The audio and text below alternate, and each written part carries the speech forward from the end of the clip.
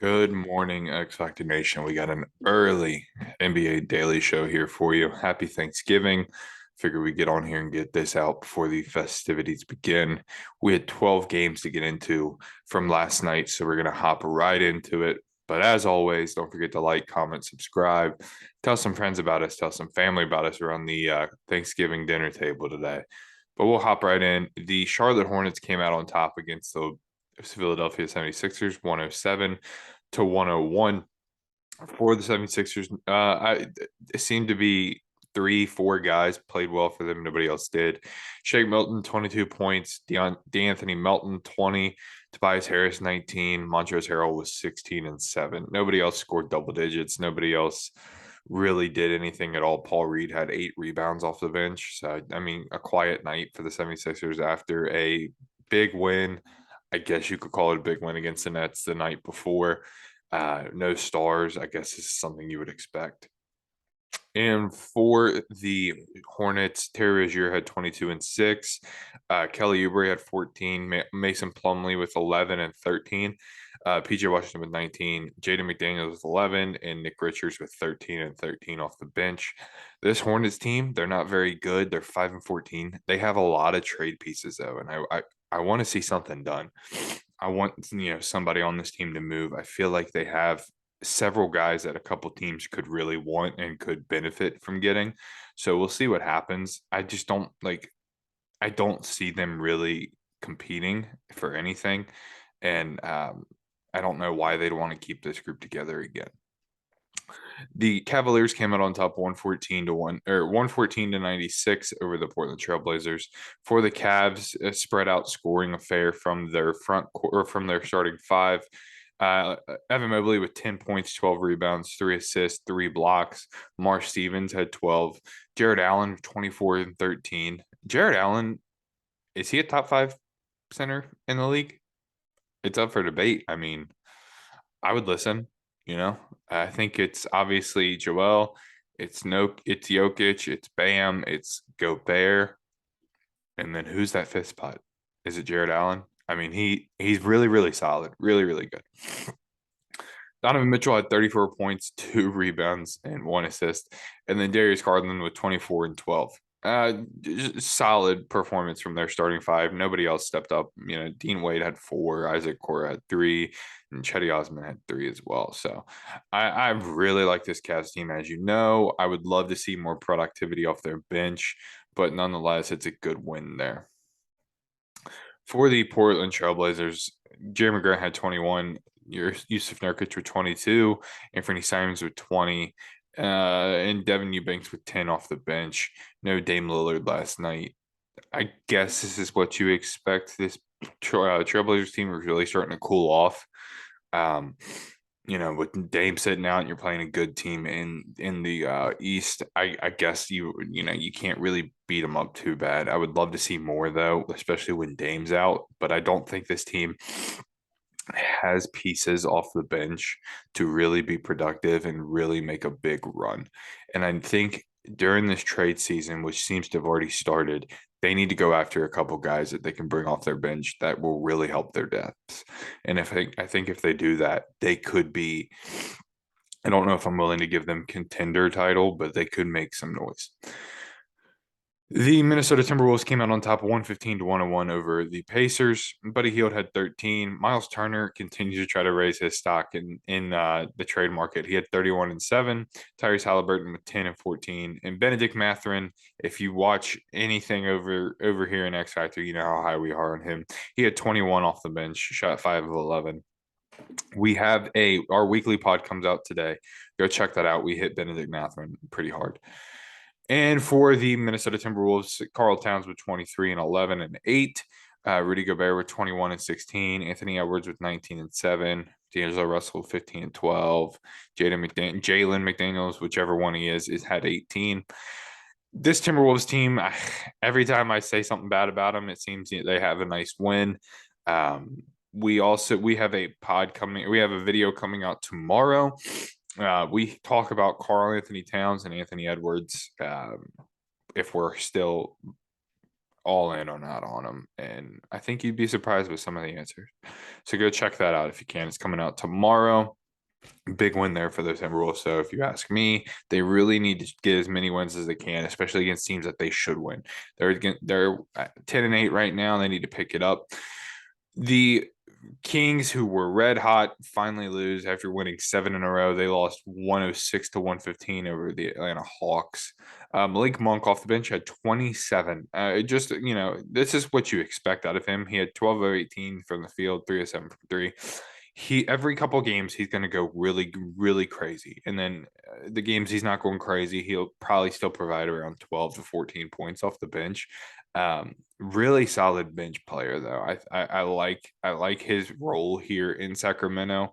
Seems like this is a good team for him, whereas before, like with the Hornets and with the Lakers, I just never really liked the fit. Sabonis had 15, 13, and 7. De'Aaron Fox had 18, 5, and 5. Trey Lyles, 12 and 7 off the bench. Kevin Huerter with 13. Not a bad night. They lost to a good team. Trae Young, 35 and 7, 11 and 19 from the field, 4 7 from 3. In the video coming out tomorrow, I talk about Trae Young, and of course now he makes me look stupid after a performance right after I say something, but still not all in on Trae Young. DeAndre Hunter had 13 and 10, Clint Capella 11 and 14, DeJounte Murray 15, 7 and 4, AJ Griffin off the bench, who out of nowhere is playing just really, really good for them. He had 12. Big win there for the Hawks. They're 11 and 7. If you remember, me and Fred had them as our number one teams in the East. Maybe not number one, but like top 3. And I don't know why it's not working. Like I've said, I don't know if those guys buy into Trae Young or not, honestly. But what do I know? Washington Wizards lost 105-113 to the Miami Heat. Kyle Kuzma played fantastic. He had 33 and 7, shot 13 and 27 from the field. Good night there. Denny Avdia had 12 points, 9 rebounds, 10 assists. Porzingis with 21 and 19, and Will Barton off the bench, 13, 7 and 7. And for the Heat, they finally had their guys back. I think that's the moral of the story. No Jimmy Butler still, but Bam Adebayo is back. He had 15, 11, and 2. Tyler Herro is back. He had 17 and 5. Kyle Lowry had 28 and 6, and Caleb Martin started for them as well. He had 24 and 9. This is what the Heat's problem is some nights they're really, really good, and you can get big nights out of Kyle Lowry, and then other nights he shoots 2 for 14. Need him to pick it up, and if you ask me, but nonetheless, nice win there. The Boston Celtics defeated the Dallas Mavericks 125-112. I tried tuning into this game early. It didn't really seem very close. The score down by they cut it back a little bit, but they were down by like over 20 at some points. But for the Mavericks, Christian Wood, 26 and 12 off the bench, 10 of 14 from the field, 2 of 3 from 3. Nice night from him there. Well, if he could step up and step into a leadership role defensively for this team, I would really, really like it. They need a defensive anchor and a rim protector, and he has the capability, in my opinion. He has the size, he has the athleticism. He's just not willing to do it. And Luka had 42, 8, and 9. 17 to 28 from the field, 3 of 8 from 3. Luka doing Luka things. What else can you say? Nobody else really stepped up. Spencer Dinwiddie had 15. That's pretty much it. But for the Boston Celtics, best team in basketball right now. Excuse me. Jason Tatum had 37, 13, and 5. Jaylen Brown with 31, 4, and 4. Al Horford, 14, 5, and 4. Derek White, 12, and 2. Marcus Smart, 13, 2, and 9.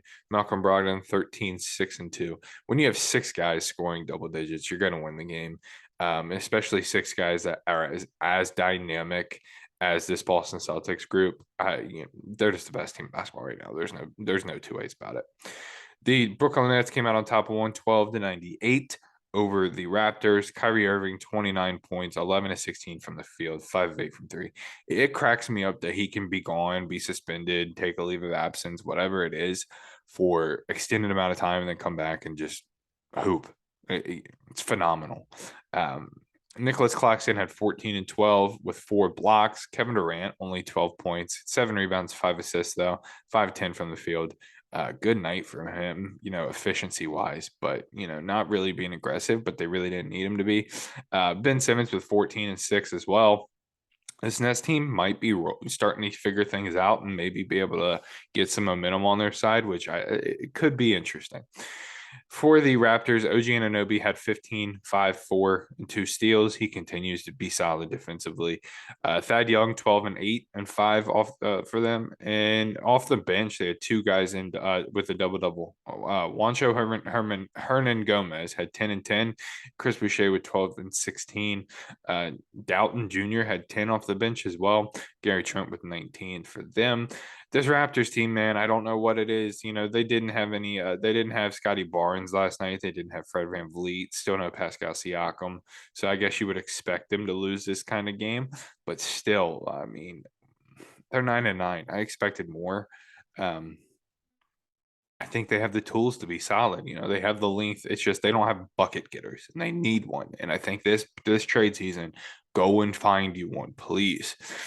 The Bulls came out on top 118 to 113 over the Milwaukee Bucks. Giannis had 36, 11, and 7. Brook Lopez with 20 and 7. He had 1 steal, 1 block.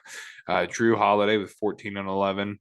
And Grayson Allen with 13 for them as well. Just a good win there for the Bulls. Nothing you can really say wrong about the Bucks.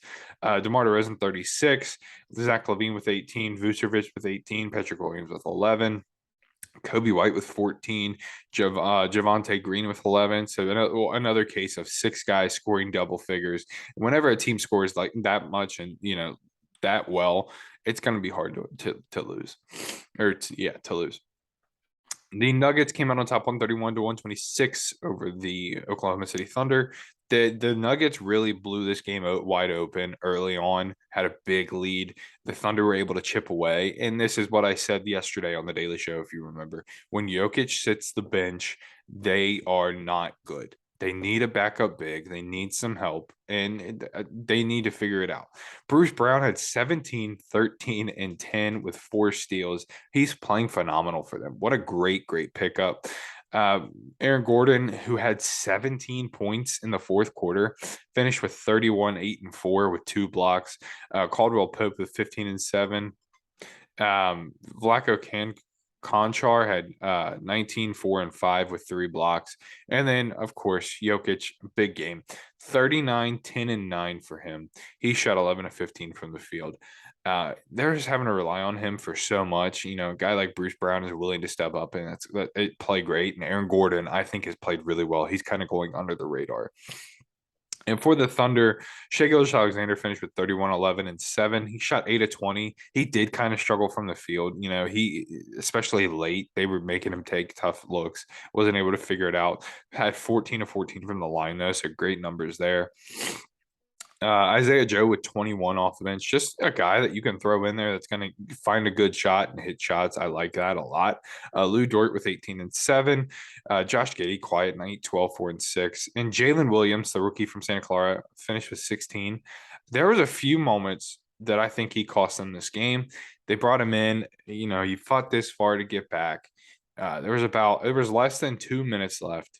And Aaron Gordon was I can't remember who was at the free throw line, but the Thunder were up 3 or 2.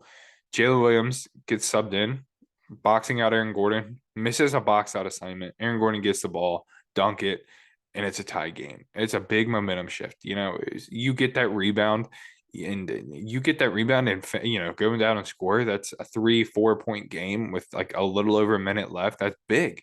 And there was another mistake he made. I understand trying to play your guys, but at some point, if he makes a mistake like that in crunch time, I'd probably pull him. The Pelicans 129 to 110 over the San Antonio Spurs. Zion Williams with 32 and 11. Jonas Valanciunas with 22 and 10. Brandon Ingram 17 and 10. Devontae Graham with 21. A good win there for the Pelicans. This is what I want to see from the Pelicans. Now, granted, they're playing a bad team, so I'm not going to freak out, but I like it nonetheless. Devin Vassell with 26, 4, and 8. Is he a guy that could potentially be traded? I don't know because he's playing really well, shooting phenomenal. I don't know if the Spurs would be able to willing to give him up because he is young. He could buy in, he could fit their timeline. Jakob with 4, 14, 3, and 3 steals. Jamie Sochan with 12, Doug McDermott with 21 off the bench. Just a bad Spurs team. They're I think they're done for, and they're gonna start trading pieces soon. The Detroit Pistons came out on top, 125 to 116. Like I said, every time I want to give up on the Pistons, they pull out a win. Alec Burks, 18 off the bench. He's playing great for them. I don't know if teams would want him, but I think with how well he's playing, I wouldn't be surprised. Kevin Knox, 21 off the bench, 6 of 8 from 3. Big night there for Kevin Knox. Kind of been quiet and disappointing up to this point, especially this season and throughout his career. Big night there from him. Marvin Bagley had 19 and 6. Jaden Ivey was 16, 5 and 6. And Bogdanovich with 23, 5 and 3 for them. A nice win there for the Pistons. They're not obviously going to make any noise now with how bad their record is. So I'm curious to see what happens. And for the Jazz, Lauri Markkanen, 13 and 8. Shot 4-13 from the field. Kelly Olynyk with 8. Jordan Clarkson with 24. Colin Sexton stepped into this starting lineup, had 17 and 12. And Malik Beasley just continues to sneakily try to make his name in for some 6-man of the year. 29 points, 11 rebounds, 5 assists off the bench. Phenomenal there from Malik Beasley. Jazz are 12 and 8. I don't know what's going to happen there either. I'm interested to see. And the last game of the night, the Warriors came out on top 124 to 107. For the Warriors, Steph Curry, 22, 6 and 9. Klay Thompson, 18 points, shot 5 of 10. So, Klay, if you can keep this up, I'll keep my mouth shut. Andrew Wiggins with 31. Draymond Green with 9 points, 7 rebounds, 12 assists. And then several guys off the bench scored just around 5 to 8 points. About 6 guys off the bench scored around there. So just a solid night there for the Warriors. A nice win. The Clippers, no Paul George, no Kawhi Leonard. Yeah, I'm getting fed up. Nonetheless, Amir Coffey, 13.7 rebounds. Marcus Morris, 19 and 5. Terrence Mann, 17 and 5. Reggie Jackson, 11. Norman Powell off the bench, 17-7. Moses Brown, 10 and 6. Clippers, what are we doing? You're 11 and 8. You guys, come on. Just come on. I'm tired of seeing it. I want to see them win. I want to see them be good. And it's just not there yet. But whatever, Nonetheless, happy Thanksgiving, everybody. We thank you guys so much for all the support lately. Don't forget to like, comment, subscribe. We got a lot of stuff coming your way. Got fun video idea coming out we'll be prepping for now to get around for the holiday season. So be sure to stay tuned in. A lot of fun stuff coming your way. Enjoy the ride with us because we love having you guys here. Have a good Thanksgiving. Everybody be safe. We'll see you all tomorrow.